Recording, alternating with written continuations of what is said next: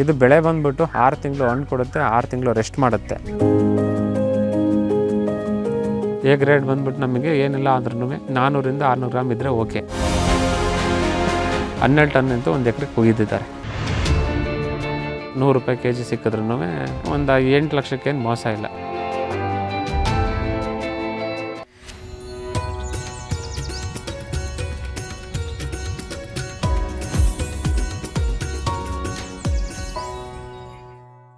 ಎಂಟು ಗುಂಟೆಯಲ್ಲಿ dragon fruit ಬೆಳೆದಿರುವ ರೈತ ಒಮ್ಮೆ ನೆಟ್ಟರೆ 20 ವರ್ಷ ನಿರಂತರ ಇಳುವರಿ ನೀಡುವ ಗಿಡ, ಸುಲಭ ನಿರ್ವಹಣೆ, ಹೆಚ್ಚಿನ ಆದಾಯ ತಂದುಕೊಡುವ ಬೆಳೆ. ಡ್ರ್ಯಾಗನ್ ಫ್ರೂಟ್ ಕೃಷಿ ಖಜಾನೆಗೆ ಸ್ವಾಗತ. ನಾನು ವಾಸುದೇವ್ ಮಾರ್ನಾಡ್.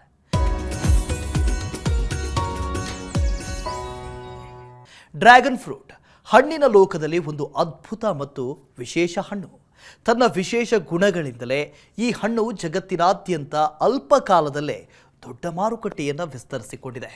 ಭಾರತಕ್ಕೆ ಇತ್ತೀಚಿನ ವರ್ಷಗಳಲ್ಲಿ ಪರಿಚಯವಾದ ಡ್ರ್ಯಾಗನ್ ಫ್ರೂಟ್ ಅಲ್ಪ ಕಾಲದಲ್ಲಿಯೇ ಜನಪ್ರಿಯವಾಗಿದೆ. ಹಾಗಾಗಿ ಸಾಕಷ್ಟು ರೈತರು ಡ್ರ್ಯಾಗನ್ ಫ್ರೂಟ್ ಬೆಳೆಯನ್ನು ಮಾಡಿದ್ದಾರೆ. ಹಾಸನದ ರೈತರೊಬ್ಬರು ಕೇವಲ 8 ಗುಂಟೆಯಲ್ಲಿ ಡ್ರ್ಯಾಗನ್ ಫ್ರೂಟ್ ಬೆಳೆದಿದ್ದು ಮೊದಲ ವರ್ಷವೇ ಲಾಭ ಕಂಡಿದ್ದಾರೆ. ಡ್ರ್ಯಾಗನ್ ಫ್ರೂಟ್ ಬೇಸಾಯದ ಬಗ್ಗೆ ಈ ರೈತನ ಅನುಭವ ತಿಳಿಯೋಣ, ನೋಡಿ.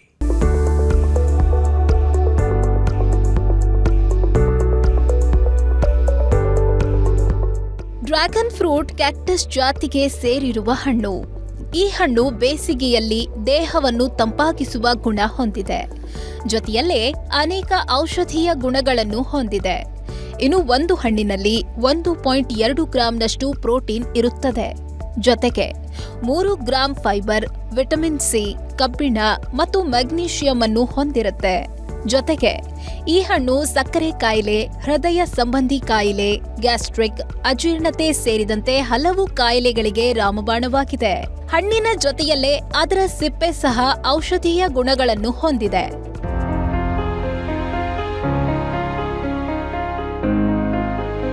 ಡ್ರ್ಯಾಗನ್ ಫ್ರೂಟ್ ಅನ್ನು ಫ್ರೆಂಚರು 100 ವರ್ಷಗಳ ಹಿಂದೆ ವಿಯೆಟ್ನಾಂಗೆ ಪರಿಚಯಿಸಿದ್ರು. ಆರಂಭದಲ್ಲಿ ಇದನ್ನು ಅಲಂಕಾರಿಕ ಸಸ್ಯವಾಗಿ ಬೆಳೆಯಲಾಗ್ತಿತ್ತು. ಆ ಬಳಿಕ ರಾಜಮನೆತನದವರಿಗಾಗಿ ಈ ಹಣ್ಣು ಬೆಳೆಯಲಾಗ್ತಿತ್ತು. ಬಳಿಕ ವಿಯೆಟ್ನಾಂ ಸೇರಿದಂತೆ ವಿಶ್ವದ ಹಲವೆಡೆಗೆ ಈ ಹಣ್ಣು ತಲುಪಿದೆ. ಇನ್ನು ಎಲ್ಲೆಲ್ಲಿ ಈ ಹಣ್ಣನ್ನು ಹೆಚ್ಚಾಗಿ ಬೆಳೆಯಲಾಗುತ್ತಿದೆ ಅಂತ ನೋಡುವುದಾದ್ರೆ, ಡ್ರ್ಯಾಗನ್ ಫ್ರೂಟ್ ಬೆಳೆಯುವ ರಾಷ್ಟ್ರಗಳು ವಿಯೆಟ್ನಾಂ, ಚೀನಾ, Thailand, Taiwan, Indonesia, Malaysia, Philippines, Cambodia, Bharat, Sri Lanka, Israel, Mexico, Colombia, Ecuador, Guatemala ಮತ್ತು ಕೋಸ್ಟರಿಕಾ. ಡ್ರ್ಯಾಗನ್ ಫ್ರೂಟ್ ಅನ್ನು ವಿಯೆಟ್ನಾಂ, ಚೀನಾ ಹಾಗೂ ಇಂಡೋನೇಷ್ಯಾದಲ್ಲಿ ಹೆಚ್ಚಿನ ಪ್ರಮಾಣದಲ್ಲಿ ಬೆಳೆಯಲಾಗ್ತಿದೆ. ಈ 3 ದೇಶಗಳಲ್ಲೇ ವಿಶ್ವದ ಒಟ್ಟು ಡ್ರ್ಯಾಗನ್ ಫ್ರೂಟ್ ಉತ್ಪಾದನೆಯ 50% ಉತ್ಪಾದನೆಯಾಗ್ತಿದೆ. ಇನ್ನು 1990ರ ದಶಕದಲ್ಲೇ ಡ್ರ್ಯಾಗನ್ ಫ್ರೂಟ್ ಭಾರತಕ್ಕೆ ಪರಿಚಯವಾಗಿತ್ತು. ಆದ್ರೆ ಇದನ್ನು ಗಾರ್ಡನ್ಗಳಲ್ಲಿ ಬೆಳೆಸಲಾಗ್ತಿತ್ತು.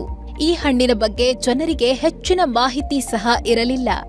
ಶ್ರೀಮಂತರ ಹಣ್ಣು ಎಂದೇ ಪರಿಗಣಿಸಲ್ಪಟ್ಟಿದ್ದ ಇದನ್ನು ವಿದೇಶದಿಂದ ಆಮದು ಮಾಡಿಕೊಳ್ಳಲಾಗ್ತಿತ್ತು. 2017ರಲ್ಲಿ ಸುಮಾರು 327 ಟನ್ ಹಣ್ಣು ಆಮದು ಮಾಡಿಕೊಳ್ಳಲಾಗಿತ್ತು. 2019ರಲ್ಲಿ ಈ ಪ್ರಮಾಣ 962 ಟನ್ಗೆ ಏರಿಕೆಯಾಗಿತ್ತು. ಆದ್ರೆ 2020ರಲ್ಲಿ ಜಗತ್ತನ್ನು ತಲ್ಲಣಗೊಳಿಸಿದ್ದ ಕೊರೋನಾ ಜನರಲ್ಲಿ ಆರೋಗ್ಯದ ಕಾಳಜಿಯನ್ನ ಹೆಚ್ಚಿಸಿತ್ತು. ಹಾಗಾಗಿ ಡ್ರ್ಯಾಗನ್ ಫ್ರೂಟ್ಗೆ ಬೇಡಿಕೆ ತೀರಾ ಹೆಚ್ಚಾಯಿತು. ಇದರಿಂದ 2021ರಲ್ಲಿ 15,791 ಟನ್ ಹಣ್ಣನ್ನು ಆಮದು ಮಾಡಿಕೊಳ್ಳಲಾಗಿತ್ತು. ಆಮದು ಮಾಡಿಕೊಳ್ಳುವ ಜೊತೆಯಲ್ಲೇ ನಮ್ಮಲ್ಲಿ ಡ್ರ್ಯಾಗನ್ ಫ್ರೂಟ್ನ ಬೆಳೆಯುವ ರೈತರ ಸಂಖ್ಯೆ ಗಣನೀಯವಾಗಿ ಏರಿಕೆಯಾಗಿದೆ.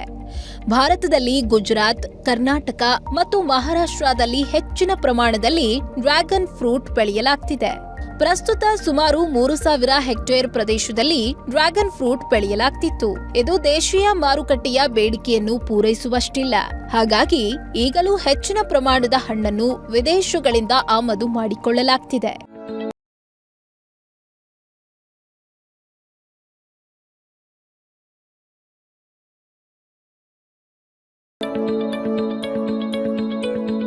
ಡ್ರ್ಯಾಗನ್ ಫ್ರೂಟ್ಗೆ ವಿಶ್ವದ ಸಾಕಷ್ಟು ರಾಷ್ಟ್ರಗಳಲ್ಲಿ ಅದರಲ್ಲೂ ಯುರೋಪಿನ ರಾಷ್ಟ್ರಗಳಲ್ಲಿ ಹೆಚ್ಚಿನ ಬೇಡಿಕೆ ಇದೆ. ಇನ್ನು ಡ್ರ್ಯಾಗನ್ ಫ್ರೂಟ್ 2023ರಲ್ಲಿ ಸುಮಾರು 1,15,000 ಕೋಟಿಯಷ್ಟು ಮಾರುಕಟ್ಟೆ ಹೊಂದಿದ್ರೆ 2028ರ ವೇಳೆಗೆ ಇದು 1,43,000 ಕೋಟಿಗೆ ಏರಿಕೆಯಾಗುವ ನಿರೀಕ್ಷೆ ಇದೆ. ಆದ್ರೆ ಡ್ರ್ಯಾಗನ್ ಫ್ರೂಟ್ ಹಾಗೂ ಅದರ ಔಷಧೀಯ ಗುಣಗಳ ಬಗ್ಗೆ ನಮ್ಮಲ್ಲಿ ಇನ್ನೂ ಹೆಚ್ಚು ಜನರಿಗೆ ಮಾಹಿತಿ ಇಲ್ಲ. ನಮ್ಮಲ್ಲಿಯೇ ಅಪಾರ ಪ್ರಮಾಣದ ಮಾರುಕಟ್ಟೆ ಇದ್ದು ವಿದೇಶಕ್ಕೆ ರಫ್ತು ಮಾಡುವ ಅವಕಾಶ ಸಹ ವಿಪುಲವಾಗಿದೆ.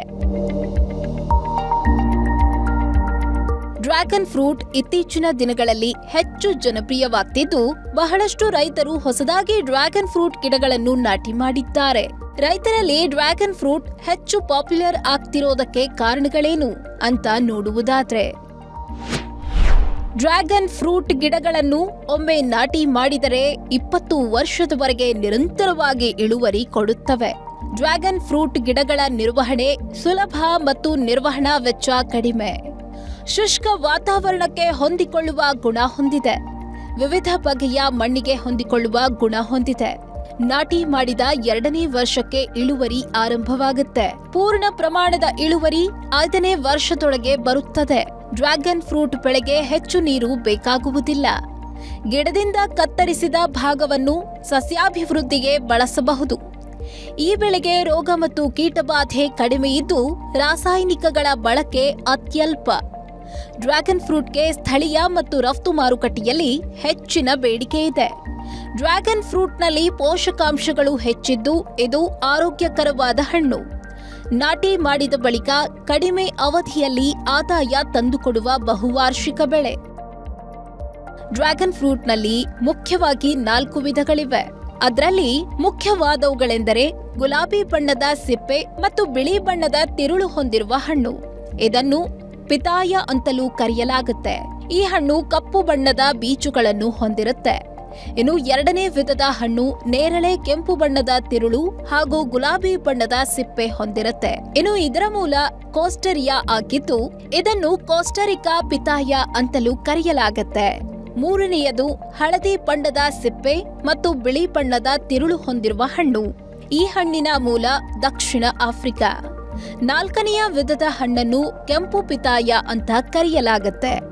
ಇದು ಕೆಂಪು ಬಣ್ಣದ ತಿರುಳು ಮತ್ತು ಗುಲಾಬಿ ಬಣ್ಣದ ಸಿಪ್ಪೆ ಹೊಂದಿರುತ್ತೆ. ಈ ಹಣ್ಣಿನ ಮೂಲ ಮೆಕ್ಸಿಕೋ.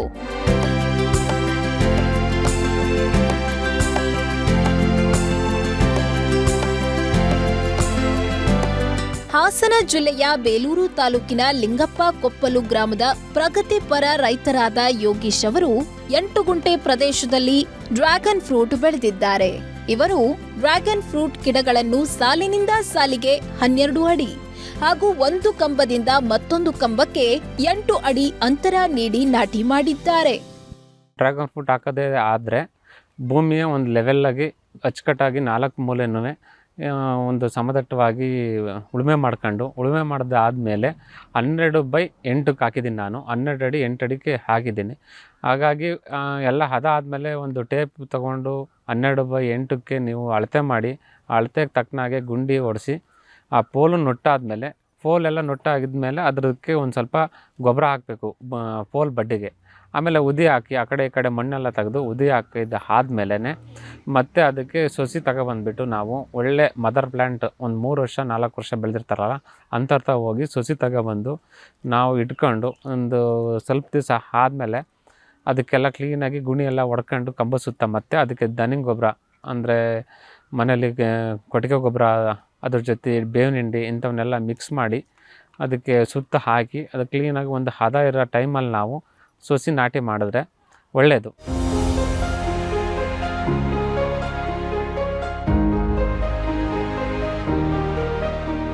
ಡ್ರ್ಯಾಗನ್ ಫ್ರೂಟ್ ಸುಮಾರು 20 ವರ್ಷಗಳವರೆಗೆ ಇಳುವರಿ ಕೊಡುವಂಥ ಗಿಡ. ಆರಂಭದಿಂದಲೂ ಗಿಡಗಳನ್ನು ಸೂಕ್ತವಾಗಿ ನಿರ್ವಹಣೆ ಮಾಡಿದಾಗ ನಿರಂತರವಾಗಿ ಉತ್ತಮ ಇಳುವರಿಯನ್ನು ಪಡೆಯಬಹುದು.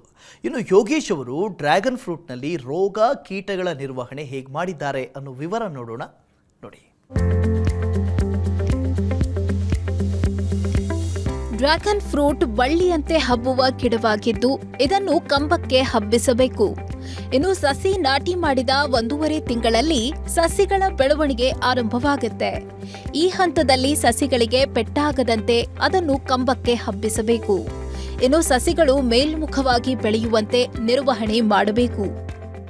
1 ತಿಂಗಳು 1.5 ತಿಂಗಳು ಆದಮೇಲೆ ಅದು ಬೆಳವಣಿಗೆ ಸ್ಟಾರ್ಟ್ ಆಗ್ತಾ ಇರುತ್ತೆ. ಅದಕ್ಕೆ ಕೆಲವರು ಪ್ಲಾಸ್ಟಿಕ್ ದಾರ ಕಟ್ತಾರೆ, ಅದಕ್ಕೆ ಒಂದು ಸ್ವಲ್ಪ ಹಿಂಸೆ ಆದಂಗೆ ಆಗುತ್ತೆ ಟೈಟಾಗಿ. ಅದ್ರ ಬದಲು ನಾನೇನು ಮಾಡಿದ್ದೀನಿ ಅಂದರೆ ಮನೆಯಲ್ಲಿ ಸೀರೆ ಹರಗೆ ತಗೊಂಡು ಎಲ್ಲ ಕ್ಲೀನಾಗಿ ಕಟ್ಟಿದ್ದೀನಿ. ಅದು ಆದಮೇಲೆ ನನಗೆ ಏನಂದರೆ ಬೆಳೀತಾ ಇರುತ್ತೆ, ಸೈಡಲ್ಲಿ ಬ್ರಾಂಚಸ್ ಬರ್ತಾ ಇರುತ್ತೆ. ಸೈಡಲ್ಲಿ ಬ್ರಾಂಚಸ್ ಬಂದಾಗ ಕಟ್ ಮಾಡ್ತಾ ಇರಬೇಕು. ಅದು ಯಾಕಂತಂದರೆ ಮೇಲೆ ರಿಂಗ್ ಹಾಕೋವರೆಗೂ ನಾವು ಕೆಳಗಡೆ ಸೈಡ್ ಬ್ರಾಂಚಸ್ ಬರದ ರೀತಿ ನಾವು ಕಟ್ ಮಾಡ್ಕೊಂಡು ಅದಾದಮೇಲೆ ಮ್ಯಾಕೆ ಹೋದ್ಮೇಲೆ ಅದು ಬೇಕಾದ್ರೆ ಮೇಲೆ ಎಷ್ಟಾರು ಗ್ರೋತ್ ಆಗಲಿ ಅದೇನು ಸಮಸ್ಯೆ ಇಲ್ಲ. ಫಸ್ಟ್ ಕೆಳಗಡೆ ಮಾತ್ರ ಗ್ರೋತ್ ಆದಾಗೆ ಕಟ್ ಮಾಡ್ತಾ ಇರಬೇಕು. ಅದಕ್ಕೆ ನಾನು 3 ತಿಂಗಳಿಗೆ ಒಂದು ಸತಿ ದನಿ ಗೊಬ್ಬರ ಆಮೇಲೆ ಬಯೋ ಲಿಕ್ವಿಡ್ ಬರ್ತಾ ಇರೋದನ್ನು ಅಲ್ಲಿ ಡ್ರಿಪ್ ಇರಿಗೇಷನಲ್ಲಿ ನಾನು ಕೊಡ್ತಾ ಇರ್ತೀನಿ. ಡ್ರ್ಯಾಗನ್ ಫ್ರೂಟ್ನಲ್ಲಿ ಕೊಳೆ ರೋಗದ ಸಮಸ್ಯೆ ಹೆಚ್ಚು. ಡ್ರ್ಯಾಗನ್ ಫ್ರೂಟ್ ಬೆಳೆಗೆ ಹೆಚ್ಚಿನ ರೋಗ ಮತ್ತು ಕೀಟದ ಬಾಧೆ ಇರುವುದಿಲ್ಲ.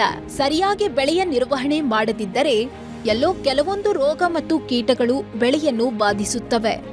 ಇನ್ನು ತೋಟದಲ್ಲಿ ನೀರು ನಿಂತರೆ ಡ್ರ್ಯಾಗನ್ ಫ್ರೂಟ್ಗೆ ಕೊಳೆ ರೋಗ ಕಾಡುತ್ತೆ. ಹಾಗಾಗಿ ತೋಟದಲ್ಲಿ ನೀರು ನಿಲ್ಲದಂತೆ ವ್ಯವಸ್ಥೆ ಮಾಡಬೇಕು. ಜೊತೆಗೆ ಗಿಡದ ಬುಡಕ್ಕೆ ಕೋಳಿ ಗೊಬ್ಬರ ಹಾಕಿದರೆ ರೋಗವನ್ನು ನಿಯಂತ್ರಿಸಬಹುದು ಅಂತಾರೆ ಯೋಗೀಶ್ ಅವರು. ಇದಕ್ಕೆ ಪ್ರಮುಖವಾದ ರೋಗ ಏನಂತ ಅಂದರೆ ಕೊಳೆ ರೋಗ. ನೀರು ಜಾಸ್ತಿ ನಿಲ್ಲಬಾರ್ದು ಬುಡದ ಬಡ್ಡೆ. ಅದಾದಮೇಲೆ ಮತ್ತು ಶೀತದ ವಾತಾವರಣ, ಹೆವಿ ಮಳೆ ಬಂತಂದರೆ ಎಲ್ಲದಕ್ಕೂ ಚುಕ್ಕಿ ಕಾಯಿಲೆ ಅಂತ ಬರುತ್ತೆ. ಅಂದರೆ ಡಾಟ್ ಥರ ಕಾಯಿಲೆ ಬರುತ್ತೆ. ಅದಕ್ಕೊಂದು ಸ್ಪ್ರೇ ಮಾಡ್ಕೊಂಡು ಕೊಳೆ ರೋಗ ಬರದ ರೀತಿ ಅದಕ್ಕೆ ನಾವು ಆ ಟೈಮಲ್ಲಿ ಮೊಟ್ಟೆ ಕೋಳಿ ಗೊಬ್ಬರ ಬುಡ ಸುತ್ತ ಹಾಕಿದ್ರೆ ಅದಕ್ಕೊಂದು ಸ್ವಲ್ಪ ಅನುಕೂಲ ಆಗುತ್ತೆ. ಯಾಕಂದರೆ ಹೀಟ್ ಇರೋದ್ರಿಂದ ಮೊಟ್ಟೆ ಕೋಳಿ ಗೊಬ್ಬರ ಅದಕ್ಕೆ ಅಷ್ಟು ತೇವಾಂಶ ಜಾಸ್ತಿ ಹಿಡಿದಿಟ್ಕೊಳ್ಳಲ್ಲ. ಯೋಗೀಶ್ ಅವರು 8 ಗುಂಟೆಯಲ್ಲಿ ಹಣ್ಣು ಬೆಳೆಯುವುದರಿಂದ ಇವರೇ ತೋಟದ ನಿರ್ವಹಣೆ ಮಾಡಿಕೊಳ್ಳುತ್ತಿದ್ದಾರೆ. ಇನ್ನು 1 ಎಕರೆಗಿಂತ ಹೆಚ್ಚಿನ ಪ್ರದೇಶದಲ್ಲಿ ಬೆಳೆದಾಗ ಹಣ್ಣು ಕಟಾವು ಮಾಡುವಾಗ ಮಾತ್ರ 10 ರಿಂದ 15 ಜನ ಕೆಲಸಗಾರರು ಬೇಕಾಗುತ್ತೆ. ಇನ್ನುಳಿದಂತೆ 2 ಕೆಲಸಗಾರರು ತೋಟದ ನಿರ್ವಹಣೆ ಮಾಡಬಹುದು. ಎಕರೆಗಟ್ಟಲೆ ಮಾಡಿದಾಗ ಕಾರ್ಮಿಕರು ಬೇಕಾಗ್ತಾರೆ. ಸುಮಾರು ಒಂದು 15 ಜನ 10 ಜನ ಬೇಕಾಗ್ತಾರೆ ಒಂದೊಂದು ಟೈಮಲ್ಲಿ. ಹಾರ್ವೆಸ್ಟ್ ಮಾಡುವ ಟೈಮಲ್ಲಿ ಏನೋ ಒಂದು 10 ಜನ ಆದರೆ ಸಾಕು. ಹಾರ್ವೆಸ್ಟ್ ಮಾಡ್ಕೊಂಡು ಅದಾದಮೇಲೆ ಬಾಕ್ಸ್ ಎಲ್ಲ ಮಾಡ್ಕೊಂಡು ಮಾರ್ಕೆಟಿಂಗ್ ಕಳ್ಸೋಕ್ಕೆಲ್ಲ ಜನ ಬೇಕು. ಒಂದು 10-15 ಜನ ಆದರೆ ಸಾಕು ಎಕರೆಗೆ. ಇನ್ನು ಮಾಮೂಲಿ ಅಂತ ಏನು ಮೇಂಟೆನೆನ್ಸ್ ಏನು ಕಮ್ಮಿ ಇರುತ್ತೆ. 1-2 ಆಳಿದ್ರೆ ಆರಾಮ್ಸೆ ಮಾಡ್ಕೊಂಡು ಹೋಗ್ಬೋದು. ಡ್ರ್ಯಾಗನ್ ಫ್ರೂಟ್ ಸಸಿಗಳನ್ನು ನಾಟಿ ಮಾಡಿದ ಬಳಿಕ ಆರಂಭದಲ್ಲಿ ಮಿಶ್ರ ಬೆಳೆಗಳನ್ನು ಬೆಳೆಯಬಹುದು. ಅಲ್ಪಾವಧಿಯ ತರಕಾರಿ ಬೆಳೆಗಳನ್ನು ಬೆಳೆದುಕೊಳ್ಳಬಹುದು. ಇದರಿಂದ ಡ್ರ್ಯಾಗನ್ ಫ್ರೂಟ್ನಲ್ಲಿ ಆದಾಯ ಆರಂಭವಾಗುವವರೆಗೆ ಆದಾಯ ಪಡೆಯಲು ಸಾಧ್ಯವಿದೆ.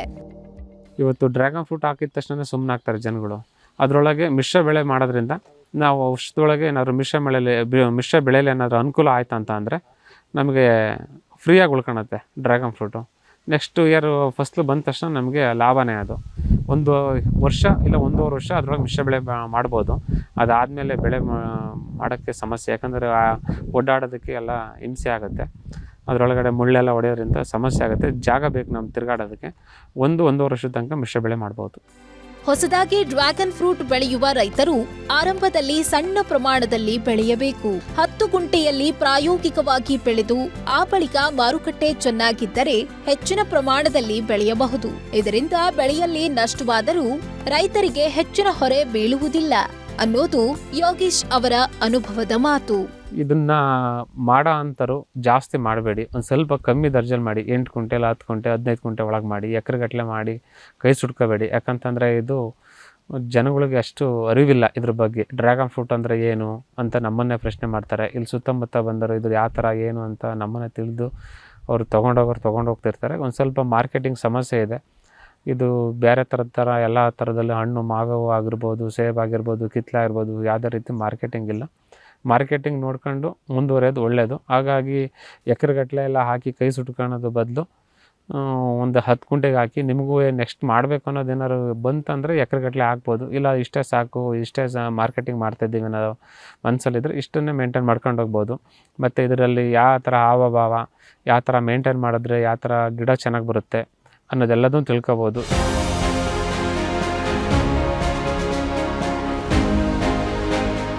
ಡ್ರ್ಯಾಗನ್ ಫ್ರೂಟ್ ಬೆಳೆಯಲ್ಲಿ 1.5 ವರ್ಷದ ಬಳಿಕ ಆದಾಯ ಆರಂಭ ಆಗುತ್ತೆ.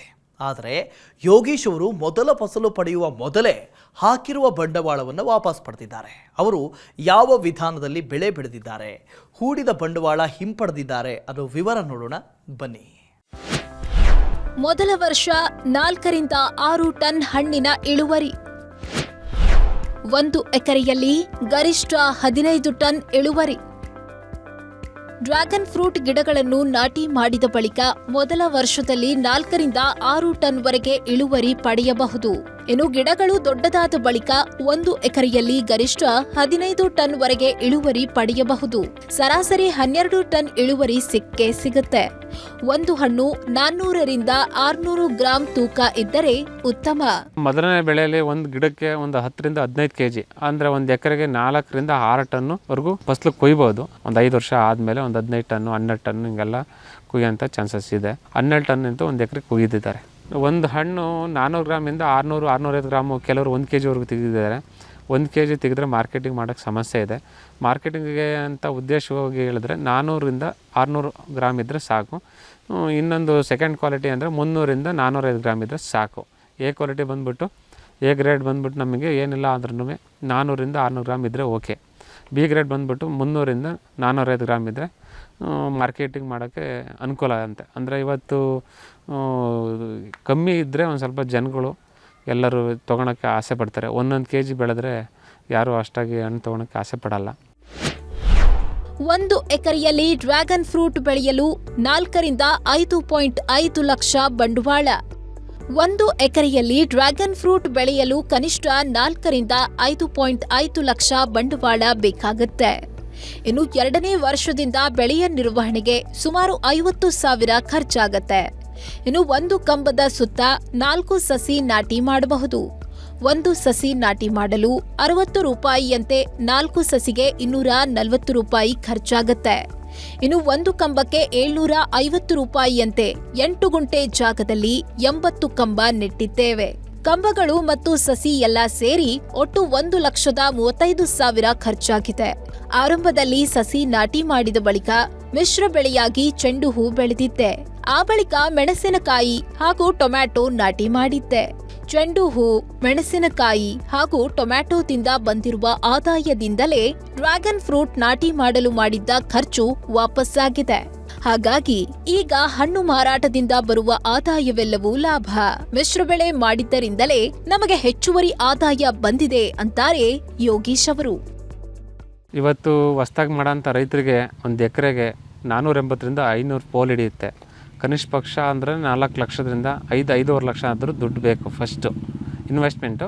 ಈ ಫಸ್ಟ್ ಇನ್ವೆಸ್ಟ್ಮೆಂಟು ಒಂದು ವರ್ಷ ಹೋದ ವರ್ಷದ ರೇಟಲ್ಲೆಲ್ಲ ಫಸ್ಟ್ ಇನ್ವೆಸ್ಟ್ಮೆಂಟು ಬಂದೋಗೋದು. ಈ ವರ್ಷದ ರೇಟಲ್ಲಿ ಅಷ್ಟು ಇನ್ವೆಸ್ಟ್ಮೆಂಟ್ ಹಾಕಿದ ದುಡ್ಡು ಬರೋದು ಡೌಟ್ ಇದೆ. ಹಾಗಾಗಿ ಇನ್ನೂ ಮುಂದಕ್ಕೆ ಹೋಗ್ತಾ ಕಮ್ಮಿ ಆಗೋಂಥ ರೈಟು ಚಾನ್ಸಸ್ ಇದೆ. 2 ವರ್ಷನಾರು ಬೇಕು ಇನ್ವೆಸ್ಟ್ಮೆಂಟ್ ಮಾಡಿದ್ರೆ 2 ವರ್ಷಕ್ಕೆ ಬರುತ್ತೆ. ಅದು ಆದಮೇಲೆ ಮುಂದಕ್ಕೆ ಇನ್ವೆಸ್ಟ್ಮೆಂಟ್ ಅಷ್ಟು ಇರೋಲ್ಲ, ಕಮ್ಮಿ ಇರುತ್ತೆ. ಫಸ್ಟ್ ಮಾತ್ರ ಇನ್ವೆಸ್ಟ್ಮೆಂಟು 5 ರಿಂದ 5.5 ಲಕ್ಷ. ಅದಾದಮೇಲೆ ನಮ್ಮ ಬಂಡವಾಳ ಬಂದಾದಮೇಲೆ ತಿರ್ಗಾ ವರ್ಷಕ್ಕೆ ಏನಾದರೂ ನಾವು ಇನ್ವೆಸ್ಟ್ಮೆಂಟ್ ಹಾಕಬೇಕು ಅಂದರೆ ಒಂದು 50,000 ರೂಪಾಯಿ ಆದರೂ ಸಾಕು ಒಂದು ಎಕರೆಗೆ. ಅದಕ್ಕೇನು ಕಳೆ ಮತ್ತು ಗೊಬ್ಬರ ಅಂಥದ್ದು ಬಿಟ್ಟರೆ ಮತ್ತೇನು ಅಷ್ಟು ಖರ್ಚು ಬರೋಲ್ಲ.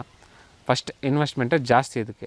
ಒಂದು ಕಂಬಕ್ಕೆ 4 ಸಸಿ ಕೂರುತ್ತೆ. 4 ಸಸಿ ಅಂದರೆ ಅಲ್ಲಿಗೆ ಒಂದು ಸಸಿಗೆ 60 ರೂಪಾಯಿನಂತೆ ಆದರೆ 4 ಸಸಿಗೆ 240 ರೂಪಾಯಿ ಆಯಿತು. ಒಂದು ಕಂಬ ಬಂದುಬಿಟ್ಟು 750 ರೂಪಾಯಿ. ಕಂಬದ್ದು ಖರ್ಚು ಬಂದುಬಿಟ್ಟು 750 ರೂಪಾಯಿ, ಸಸಿದು ಖರ್ಚು ಬಂದುಬಿಟ್ಟು 240 ಮತ್ತು ಟ್ರಾನ್ಸ್ಪೋರ್ಟ್ ಎಕ್ಸ್ಟ್ರಾ ಬರುತ್ತೆ. ಅದಾದಮೇಲೆ ಕಂಬ ನೋಡೋರಿಗೆ 60 ರೂಪಾಯಿ ಕೊಟ್ಟಿದ್ದೆ ಒಂದು ಪೋಲಿಗೆ. ಮತ್ತಿನ್ನು ಉದ್ದಿ ಕಟ್ಟಲಿಕ್ಕೆ ಮತ್ತು ಡ್ರಿಪ್ ಇರಿಗೇಷನ್ನು ಎಲ್ಲ ಸೇರಿ ನನಗೆ ಟೋಟಲಿ ಇದು 8 ಗುಂಟೆ ಜಾಗದಲ್ಲಿ 80 ಕಲ್ಲು ನಟ್ಟಿದ್ದೀನಿ. ನನಗೆ 80 ಕಲ್ಲಿಗೆ 1,35,000 ರೂಪಾಯಿ ಖರ್ಚು ಬಂದಿದೆ. ಕಂಬದ್ದು 750 ರೂಪಾಯಿ, ಸೊಸಿದು 240 ರೂಪಾಯಿ, ಟ್ರಾನ್ಸ್ಪೋರ್ಟು ಮತ್ತು ಡ್ರಿಪ್ ಇರಿಗೇಷನ್ ಎಲ್ಲ ಸೇರಿ ನನಗೆ 1,100 ರೂಪಾಯಿ ಬಂದಿದೆ. ಖರ್ಚೆಲ್ಲ ಬಂದ್ಬಿಟ್ಟು 5,000 ಆಗಿತ್ತು. 50,000 ರೂಪಾಯಿ ಮಿಶ್ರ ಬೆಳೆಲಾಯಿತು. ಅದಾದಮೇಲೆ ಸೆಕೆಂಡ್ ಕ್ರಾಪು ಮೆಣಸಿನ ಗಿಡ ಹಾಕಿದ್ದೆ, ಅದರಲ್ಲಿ ಒಂದು 22,000 ದುಡ್ಡು ಆಯಿತು. ಅದಾದಮೇಲೆ ಈಗ ಟೊಮೊಟೊ ಕಟಾವು ಮಾಡಿದೆ, ಒಂದು 18,000 ರೂಪಾಯಿ ದುಡ್ಡಾಗಿದೆ. ಈಗ ಬೀನ್ಸ್ ಹಾಕ್ತಾಯಿದ್ದೀವಿ ಇದರೊಳಗಡೆ. ನನಗೆ ತೋಟಗಾರಿಕೆ ಇಲಾಖೆ ಬೇಲೂರು ಅವ್ರ ವತಿಯಿಂದ ನನಗೆ 35,000 ರೂಪಾಯಿ ಸಹಾಯಧನ ಸಿಕ್ಕಿದೆ. ಇಷ್ಟಕ್ಕೆ ನನ್ನದು ಆಲ್ಮೋಸ್ಟ್ ನಾನು ಖರ್ಚು ಏನು ಮಾಡಿದ್ದೆ ಅದು ಬಂದಿದೆ. ಈ ವರ್ಷ ಫಸ್ಟ್ ಕ್ರಾಪಲ್ಲೇ ನನಗೆ ಏನಿದ್ರು ಅದು ಲಾಭ. ಯೋಗೀಶ್ ಅವರು 2022ರಲ್ಲಿ ಡ್ರ್ಯಾಗನ್ ಫ್ರೂಟ್ ನಾಟಿ ಮಾಡಿದ್ರು. ಈಗ ಒಂದು ಕಂಬದಲ್ಲಿ 10 ರಿಂದ 15 ಕೆಜಿ ಇಳುವರಿ ಸಿಗುತ್ತಿದೆ. ಕಳೆದ ವರ್ಷ ಡ್ರ್ಯಾಗನ್ ಫ್ರೂಟ್ಗೆ ಬೆಲೆ ಸಹ ಹೆಚ್ಚಿತ್ತು. ಆಗ 180 ರೂಪಾಯಿ ಬೆಲೆ ಇತ್ತು. ಈ ವರ್ಷ ಬೆಲೆ ಕಡಿಮೆಯಾಗಿದೆ. ಇನ್ನು ಇವರು ಸ್ಥಳೀಯವಾಗಿ ಹಣ್ಣುಗಳನ್ನು 150 ರೂಪಾಯಿಗೆ ಮಾರಾಟ ಮಾಡ್ತಿದ್ದಾರೆ. ಇಲ್ಲಿಗೆ 13 ತಿಂಗಳಾಗಿದೆ ನಂದು ಕ್ರಾಪ್ ಮಾಡಿ. ಕ್ರಾಪ್ ಬಂದ್ಬಿಟ್ಟು ಈಗ ನನಗೆ ಕೈಗೆ ಹಣ್ಣು ಸಿಗ್ತಾ ಇದೆ ನನಗೆ ಆಲ್ರೆಡಿ. ಈಗ ಬಂದ್ಬಿಟ್ಟು ಮಾರ್ಕೆಟಿಂಗಲ್ಲಿ ರೇಟ್ ಇದು 180 ರೂಪಾಯಿ ಇತ್ತು ಹೋದ ವರ್ಷ ಎಲ್ಲ. ಪ್ರೊಡಕ್ಷನ್ ಕಮ್ಮಿ ಇತ್ತು ಮುಂಚೆ ಎಲ್ಲ. ಈಗೆಲ್ಲ ಜಾಸ್ತಿ ಆಗಿರೋದ್ರಿಂದ 120 ರಿಂದ 140 ರೂಪಾಯಿ ಮಾರ್ಕೆಟಿಂಗ್ ಆಗ್ತಾಯಿದೆ. 140 ರೂಪಾಯಲ್ಲಿ ಮೊನ್ನೆ ಒಂದು 10 ಬಾಕ್ಸ್ ಕೊಟ್ಟಿದ್ವಿ. ಇಲ್ಲಿ ಲೋಕಲೆಲ್ಲ 150 ರೂಪಾಯಿ 1 ಕೆಜಿಗೆ ನಾವು ಮಾರ್ತಾಯಿದ್ದೀವಿ. ಈ ಸುತ್ತಮುತ್ತ ಹಳ್ಳಿ ಗ್ರಾಮದವರು ಬೇಕು ಅಂತ ತೊಗೊಂಡೋಗೋಂಥ ಶುಗರ್ ಪೇಷಂಟು, BP ಪೇಷಂಟ್ ಯಾರು ಇರ್ತಾರೆ ಅಂಥವ್ರು. ಇದರಲ್ಲಿ ನನಗೆ ಒಂದು ಕಂಬದಲ್ಲಿ ಈಗ ಏನಿಲ್ಲ ಅಂದ್ರೂ ಫಸ್ಟ್ ಕ್ರಾಪು ಒಂದು 10 ರಿಂದ 15 ಕೆಜಿ ನನಗೆ ಕ್ರಾಪ್ ಸಿಗ್ತಾಯಿದೆ. ಮೇ ತಿಂಗಳಿಂದ ಸ್ಟಾರ್ಟ್ ಆಗುತ್ತೆ. ಸ್ಟಾರ್ಟ್ ಆಗಿದ್ದು ಡಿಸೆಂಬರ್ವರೆಗೂ ನನಗೆ ಇಳುವರಿ ಕೊಡುತ್ತೆ. ಡಿಸೆಂಬರಲ್ಲಿ ನಿಲ್ತ ಮೇಲೆ ಮತ್ತೆ ಅದಕ್ಕೆ ರೆಸ್ಟ್ 6 ತಿಂಗಳು ರೆಸ್ಟ್ ಇರುತ್ತೆ. 6 ತಿಂಗಳು ರೆಸ್ಟ್ ಆದಮೇಲೆ ಮತ್ತೆ ಮೇ ತಿಂಗಳು ಹಣ್ಣು ಹೂವು ಎಲ್ಲ ಬಿಡೋದಕ್ಕೆ ಹೂವು ಮತ್ತು ಹಣ್ಣು ಬಿಡೋಕ್ಕೆ ಸ್ಟಾರ್ಟ್ ಆಗುತ್ತೆ. ಇದು ಬೆಳೆ ಬಂದುಬಿಟ್ಟು 6 ತಿಂಗಳು ಹಣ್ಣು ಕೊಡುತ್ತೆ, 6 ತಿಂಗಳು ರೆಸ್ಟ್ ಮಾಡುತ್ತೆ. ಡ್ರ್ಯಾಗನ್ ಫ್ರೂಟ್ಗೆ ಈಗ ಸಿಗುತ್ತಿರುವ ಬೆಲೆಯಲ್ಲಿ 1 ಎಕರೆಯಲ್ಲಿ 6 ರಿಂದ 7 ಲಕ್ಷದವರೆಗೆ ಆದಾಯ ಪಡೆಯಬಹುದು. 3-4 ವರ್ಷದ ಬಳಿಕ ಕನಿಷ್ಠ 7 ರಿಂದ 8 ಲಕ್ಷದವರೆಗೆ ಆದಾಯ ಬಂದೇ ಬರುತ್ತೆ. ಆಗ ಖರ್ಚು ತೀರಾ ಕಡಿಮೆ ಇರುವುದರಿಂದ ಲಾಭಾಂಶದ ಪ್ರಮಾಣ ಹೆಚ್ಚಿರುತ್ತೆ ಅಂತಾರೆ ಯೋಗೀಶ್ ಅವರು. 1 ಎಕರೆಗೆ ಇವತ್ತು ಒಂದು ರೈಟಲ್ಲಿ 6 ಟನ್ನು ಅಂದರೆ 7 ಲಕ್ಷ. ಇಳುವರಿ ಏನಾದ್ರು ಕುಡಿತು ಆಯಿತು ಅಂದರೆ 4 ಲಕ್ಷ 5 ಲಕ್ಷ ಆಗ್ಬೋದು. ಹೋಗ್ತಾ ಹೋಗ್ತಾ ಖರ್ಚೇ ಇರಲ್ಲ ಬಿಡಿ. ಇದರಲ್ಲಿ ಒಂದು 100 ರೂಪಾಯಿ ಇತ್ತು ಅಂದ್ರೂ ಒಂದು 8 ಲಕ್ಷಕ್ಕೇನು ಮೋಸ ಇಲ್ಲ. 100 ರೂಪಾಯಿ ಕೆಜಿ ಸಿಕ್ಕಿದ್ರೂ ಸೆಕೆಂಡು 3rd ಇಯರ್ಸಲ್ಲಿ ಅಷ್ಟು ಸಿಗುತ್ತೆ. ಡ್ರ್ಯಾಗನ್ ಫ್ರೂಟ್ ಬೆಳೆಯಲು ತೋಟಗಾರಿಕೆ ಇಲಾಖೆಯಿಂದಲೂ ನೆರವು ಸಿಗುತ್ತೆ. ಯೋಗೀಶ್ ಅವರು ನರೇಗಾ ಯೋಜನೆಯಲ್ಲಿ ಡ್ರ್ಯಾಗನ್ ಫ್ರೂಟ್ ಬೆಳೆಯಲು ಸಹಾಯಧನ ಪಡೆದಿದ್ದಾರೆ.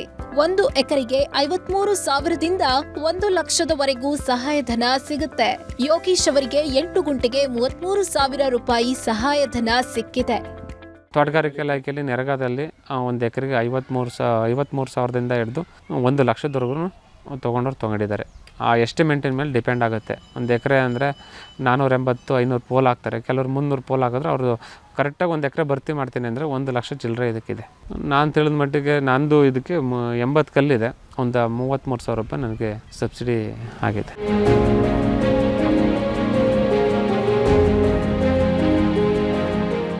ಯೋಗೀಶ್ ಅವರು 8 ಗುಂಟೆಯಲ್ಲಿ ಡ್ರ್ಯಾಗನ್ ಫ್ರೂಟ್ ಬೆಳೆದಿದ್ದು ಸೂಕ್ತ ಕೃಷಿ ಪದ್ಧತಿಯನ್ನು ಅಳವಡಿಸಿಕೊಳ್ಳುವ ಮೂಲಕ ಈ ಹಣ್ಣಿನ ಬೇಸಾಯವನ್ನು ಲಾಭದಾಯಕವಾಗಿಸಿಕೊಂಡಿದ್ದಾರೆ. ಮುಂಬರುವ ವರ್ಷಗಳಲ್ಲಿ ಡ್ರ್ಯಾಗನ್ ಫ್ರೂಟ್ ಬೆಳೆಯಲ್ಲಿ ಹೆಚ್ಚಿನ ಲಾಭ ಗಳಿಸುವ ವಿಶ್ವಾಸದಲ್ಲಿದ್ದಾರೆ. ಸಮಗ್ರ ವಿವರಗಳುಳ್ಳ ಕೃಷಿ ಸಂಬಂಧಿಸಿದ ಈ ಸಂಚಿಕೆಗಳನ್ನು ನಿಮಗೆ ಬೇಕಾದಾಗ ವೀಕ್ಷಣೆ ಮಾಡೋದಕ್ಕೆ ಹಾಗೂ ಕೃಷಿಯ ಕುರಿತಾದ ಮತ್ತಷ್ಟು ಮಾಹಿತಿಗಾಗಿ ವಿಸ್ತಾರ ಕೃಷಿ ಯೂಟ್ಯೂಬ್ ಚಾನಲ್ಗೆ ಸಬ್ಸ್ಕ್ರೈಬ್ ಮಾಡಿ. ಅನುಕ್ಷಣದ ಸುದ್ದಿಗಾಗಿ ನೋಡ್ತಾ ಇರಿ ವಿಸ್ತಾರ ನ್ಯೂಸ್. ಇದು ನಿಖರ ಜನಪರ.